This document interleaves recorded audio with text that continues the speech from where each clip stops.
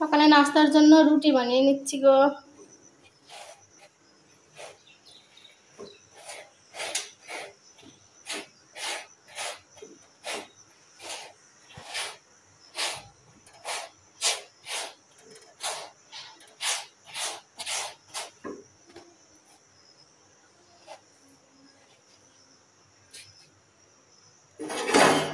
রুটি বানানো কমপ্লিট। মনে কি বলছে যে কোম্পানির একটা ভাই ভাড়াই থেকে ওষুধ কোম্পানি, তো কথা বলছে, গল্প করছে, করতে করতে মোহনা বলছে আম্মু আঙ্কেলের কাছে ঈদ মোবারক দিলা না? তুমি ছোট মানুষ, তুমি দিবা ঈদ মোবারক, তোমার আঙ্কেল হয় তোমার সঙ্গে গল্প করছে। বাইরে আসলাম, এই আল্লাহ এত গরম এত গরম এত গরম, জীবনটা শেষ, ছালা ফালা তসমাস ধরে গেল গরমে। সকাল সকাল ব্লগ স্টার্ট কর। আসসালামু আলাইকুম, আশা করি তোমরা যে যেখানে আছো মহান আল্লাহ তাআলার অশেষ রহমতে সবাই ভালো আছে এবং সুস্থ আছে। আলহামদুলিল্লাহ, তোমাদের দোয়া এবং রব্বুল আলামিনের অশেষ রহমতে আমরা সবাই ভালো আছি, সুস্থ আছি। প্রতিদিনের মতো নতুন একটা ব্লগ শুরু করলাম। সে সঙ্গে রিকোয়েস্ট করলাম প্লিজ চ্যানেলটি সাবস্ক্রাইব করো, লাইক কমেন্ট শেয়ার করো, সবাই সাপোর্ট করো। এখন বাজে সকাল 8টা। কোথায় মা? পানি কোথায় দিছো? সেই রকম রোদ্রে বেরোবে, এই যে রোদ্রে ডিপ ডিপ ডিপ ডিপ করছে এই সাইডে এখনো।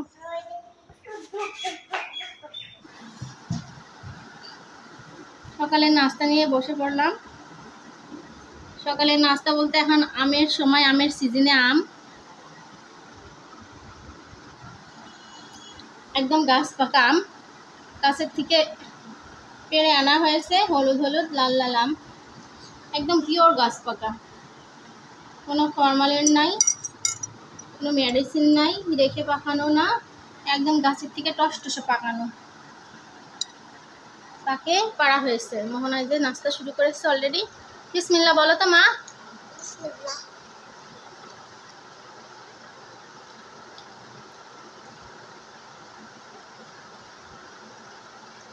মজা মা। আর এই যে হচ্ছে রুটি, গমের রুটি, এটা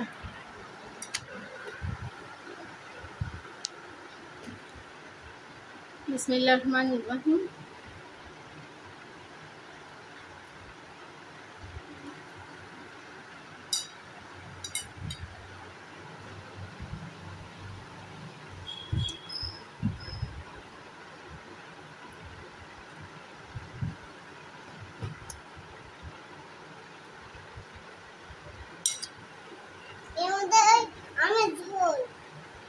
আমের ঝোল দিয়েছো, দিয়ে জড়াই নিছো, আবার খাচ্ছ?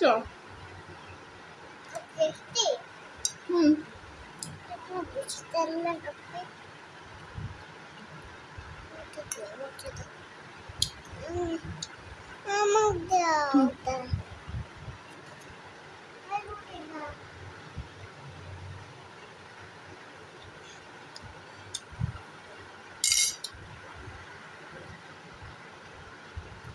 রুটি দিয়ে আম দিয়ে, তারপরে হচ্ছে ভাত দিয়ে, দুধ দিয়ে, আম দিয়ে খেতে আমার খুব ভালো লাগে, আমি খুব পছন্দ করি।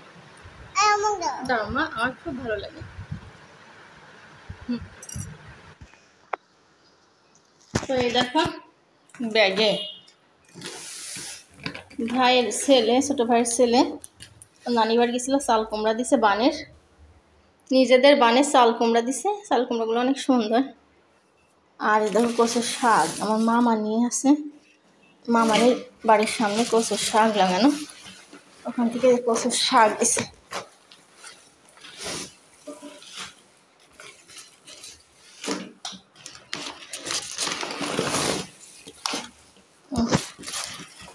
কচুর শাক, ওরে বাবা,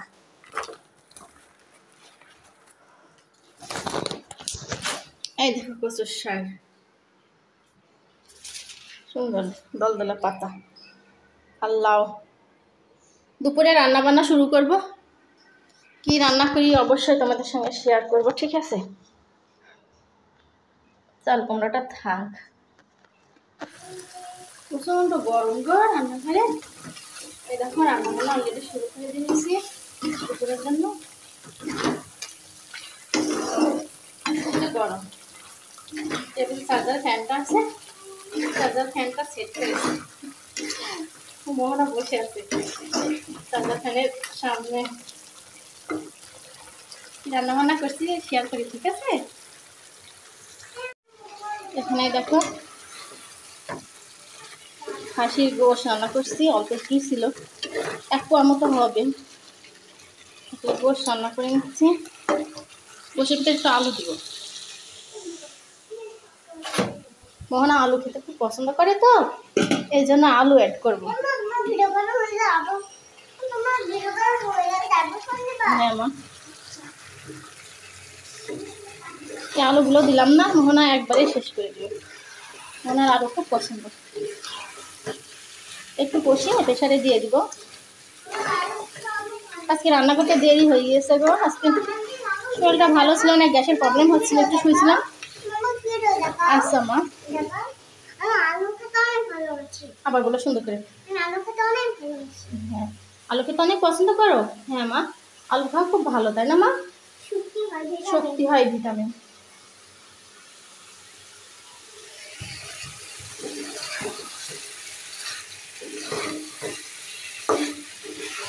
তো গ্যাসের প্রবলেম হচ্ছিল, একটু শুয়েছিলাম, এদিকে রান্নার টাইমে দেরি হয়ে গেছে।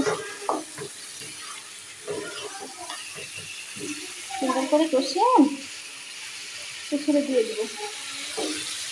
আর এই যে পাশের চুলায় কচুর শাক দিয়েছি, কচুর শাক রান্না করবো।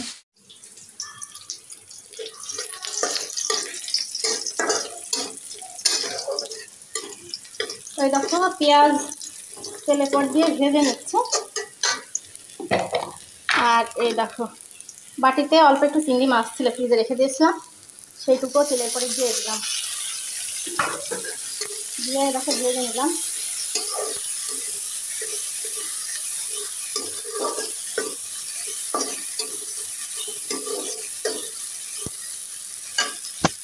এখন এই যে কচুর শাকটা তেলের পর দিয়ে তেল দিব।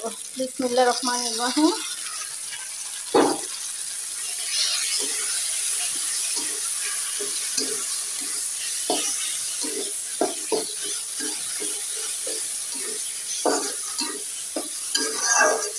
আল্লাহ রিজিকের মালিক তুমি, আল্লাহ আমার শাকগুলো অনেক টেস্ট হয়, অনেক স্বাদ হয়।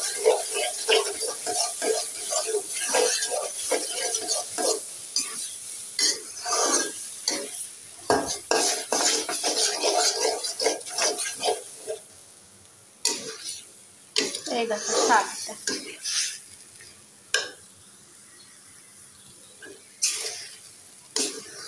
এটা হচ্ছে লাগানো কচুর শাক। লাগানো কচুর শাক আমার কাছে অত টেস্ট লাগে না, মিষ্টি মিষ্টি কেমন একটা লাগে, ভালো লাগে না। আর যে বোনারা কচু শাক বিক্রি করতে এসে বাড়ির পরে বাসার পরে হচ্ছে চাচারা মুরব্বীরা ভ্যানে করে বিক্রি করতে আসে অনেক মানুষ, ওদের শাকগুলো অনেক টেস্ট।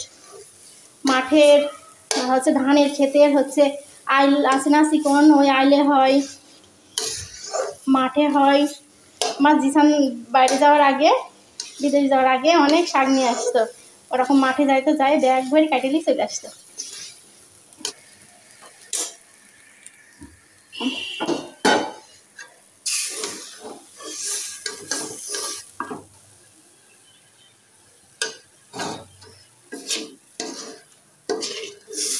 উঠাইনি,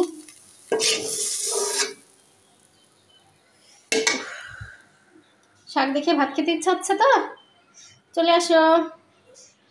এখানে দেখো যে শাকটা আমি রান্না করলাম কচুর শাক, সেই কচুর শাকেরই ডাইগি, অনেক বড় বড় ডাইগি। এত ডাইগি কী করবো বলে, শাকের ভিতরে অত ডাইগি দিলে ভালো লাগে, টেস্ট লাগে না। এই জন্য বুদ্ধি করে এই যে এই ডাইগিগুলো আলাদা করে,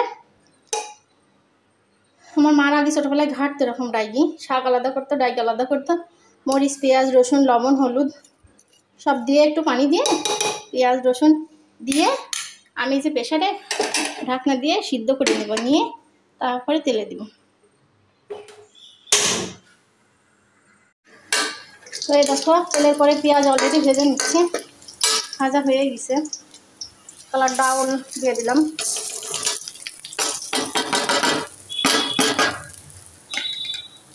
এই কালার ডালটা সুন্দর করে ভেজে নিচ্ছি পেঁয়াজের সঙ্গে। আর এই দেখো সে কচুর ডাইলি সিদ্ধ করে রেখে দিচ্ছি।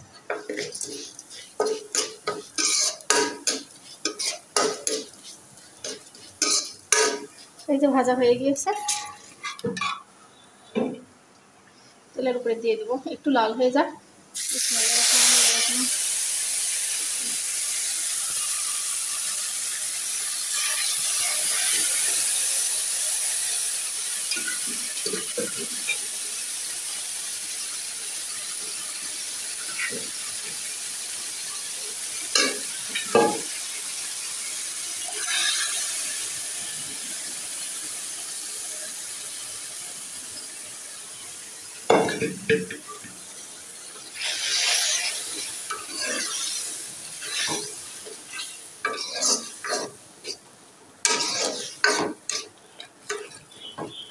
সুন্দর করে এভাবে একটু ঘন্ট করে নিব।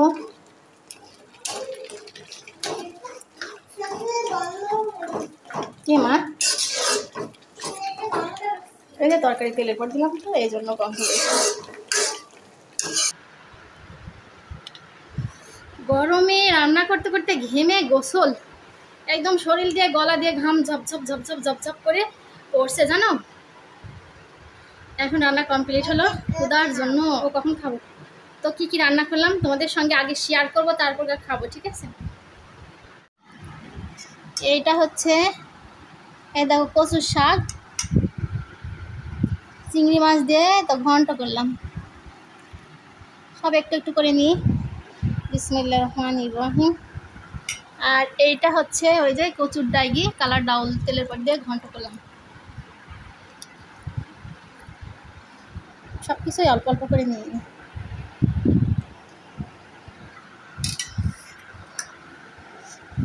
আর এই দেখো সেই খাসির গোশটা আলু দিয়ে একেবারে সুন্দর একটা ঝোল করেছি, আলু দিয়ে একটু ঝোল ঝোল করেছি।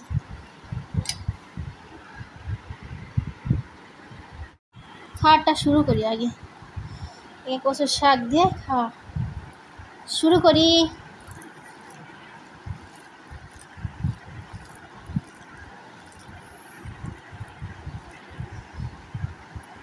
বিসমিল্লাহির রহমানির রহিম।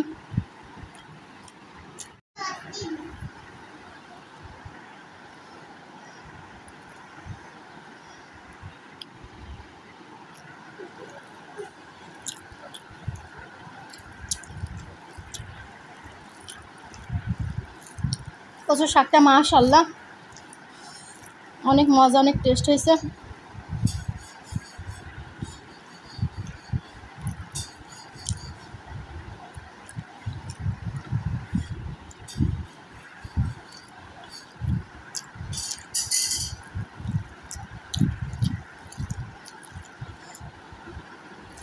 অসাধারণ, অনেক টেস্ট।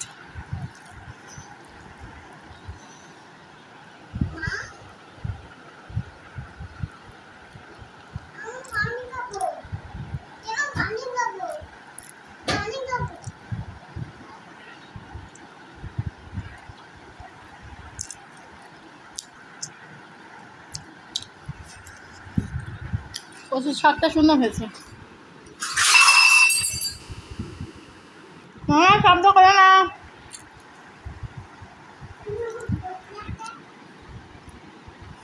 এবার তাই কি ঘন্টা দিয়ে খেয়ে দেখি।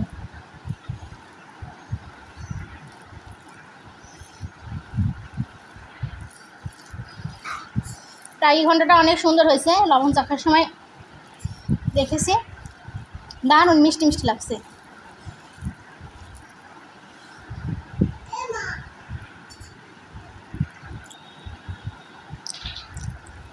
ও অনেক মজা হয়েছে ডাইগি ঘন্টাটা, ওই ডাইগি ঘন্টাটা দারুণ, অসাধারণ, অনেক টেস্ট।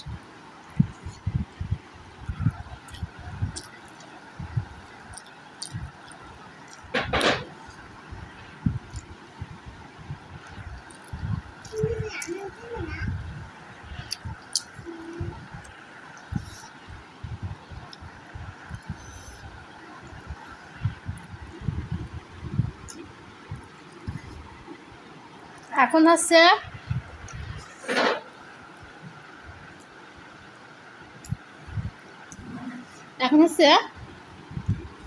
গোশ দিয়ে খাওয়ার পালা।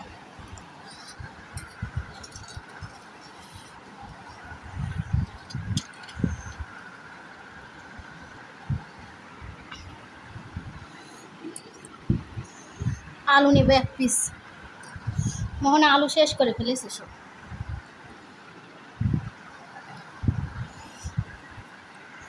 মোহনা বুড়িটা আলু শেষ। একটু ইচ্ছাকৃতভাবে আমি ঝোলঝোল করেছি। খাসির মাংস আমার আবার একটু ঝোলঝোলই ভালো লাগে।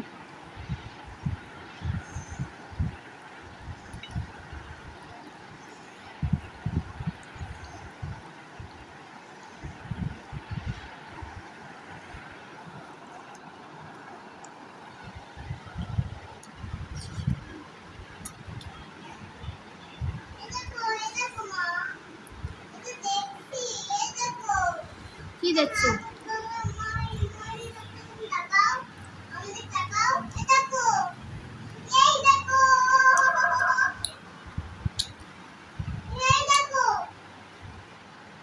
এরকম করে না মা, মোহনা দুষ্টু করে না মা।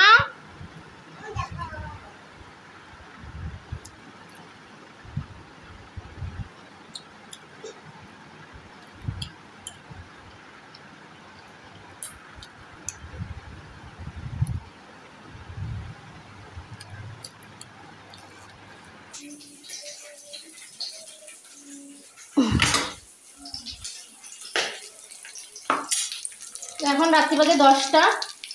মোহনার খুব ডিম পোস্ট খেতে ইচ্ছা হচ্ছে। বলছে আম্মু ডিম পোস্ট করে দাও, ডিম পোস্ট খাবো, ডিম পোস্ট খাবো। সেই জন্য আবার এই যে মোহনার ডিম পোস্ট রেডি। মোহনা নিয়ে নাও, রুমে যাও, রুমে যাও। তো এখন বাজে রাত্রি 10টা। আমার নিজের আজকে যে ঘটনা ঘটেছে আমার সঙ্গে, যে কাহিনী করেছি সেটা তোমাদের সঙ্গে শেয়ার করি। ব্লেন্ডারের ব্লেন্ডারটা পরিষ্কার করতে করতে কচু শাক শুধুটা ধর্মমণি ছোট ভাবি আবার বললো, পরে ফোন দিয়ে চাপা কচু শাক ঘন্টা দিয়ে বললাম মাছ জীবনে ছেলে পাঠিয়ে দিও। মাগরিবের নামাজ পড়ে হচ্ছে তখন ছেলে পাঠিয়েছে, মাগরিবের নামাজ পড়ছে তখন ছেলে পাঠিয়েছে। তো আমি আবার অর্ধেক করে কচু শাক আমার জন্য রাখলাম, আর অর্ধেক দিয়ে দিলাম বক্সে। অর্ধেক হচ্ছে ডাইলি ঘন্টা আমার জন্য রাখলাম, অর্ধেক দিয়ে দিলাম। ছেলেকে আমি বলছি ভাত খাবা, বলছে না ভাত খাবো না, রাবমনির জন্য কটা ভাত দাও। তার এবার ভাত অল্প করে রান্না করেছি, রাতে শুধু আমি আর মোহনা খাবো সেই ভাত আছে। তো আমি আর মোহনার ভাত রেখে সব ভাতগুলো দিয়ে দিলাম। রাবমনি খাবে না মা, এ মা, হ্যাঁ রাবমনির ভাত দিয়ে দিলাম। মা মা মা মা মা মা এ মা এ মা এ মা মোহনাকে খাওয়াইলাম, এ মা এ মা।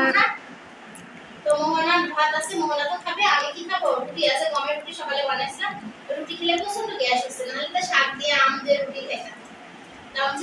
তাহলে আম আছে পাকা, আমগুলা খেয়ে নষ্ট হয়ে যাবে, সকাল থেকে বেশি পাইতে নষ্ট হয়ে যাবে। কৃষি ক্ষেত্রে আমার বেশি থাকে না। 10টা আম ছিল, 10টা আমের ভিতরে একটা আম একটু শক্ত আছে, সব পাকা। 9টা আম কাটতে কেটে একদম 9টা আম খেয়ে নিয়েছি। এই সাইজের আম খেয়ে সোনা আমার বুকের উপরে দিয়েছে, আমার পেট লোড এরকম মনে আছে পেটের বেবি। উঠতে পারছি না, বসতে পারছি না, শুতে পারছি না, ঘুমাতে পারছি না, জীবনের উপরে টিকছে। মনে হয় পেট বাস্ট করে, মনে হচ্ছে পেট কাটি বেডে ফেলছে। আর গ্যাসের ক্যাপসুল খাইয়ে এসে 2 ঘন্টা ধরে শুয়ে আছি।